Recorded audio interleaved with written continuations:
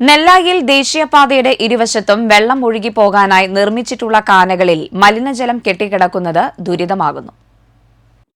കാനകൾക്ക് മുകളിൽ പല ഭാഗത്തും സ്ലാബുകളില്ലാത്തതിനാൽ ഇതിൽ മാലിന്യ നിക്ഷേപം നടക്കുന്നതാണ് വെള്ളം കെട്ടിക്കിടക്കാൻ കാരണമാകുന്നത്. ജൈവ മാലിന്യങ്ങളും ഖരമാലിന്യങ്ങളും വീണ് പല ഭാഗത്തും കാനകൾ അടഞ്ഞ നിലയിലാണ്. മഴക്കാലമായതോടെ ഈ കാനകളിൽ ദേശീയപാതയിൽ നിന്ന് ഒഴുകിയെത്തുന്ന വെള്ളം കെട്ടിക്കിടക്കുകയാണ്. മാലിന്യങ്ങൾ നീക്കി കാനകൾ വൃത്തിയാക്കാതെ വെള്ളം ഒഴുകിപ്പോകില്ലെന്നിരിക്കെ ഇതിനുള്ള നടപടികൾ ഉണ്ടാകുന്നില്ല. കാനകളിൽ വീണുകിടക്കുന്ന മാലിന്യങ്ങൾ വെള്ളത്തിൽ കലർന്ന് കെട്ടിക്കിടക്കുന്നത് ആരോഗ്യ പ്രശ്നങ്ങൾ ഉയർത്തുന്നുണ്ട്.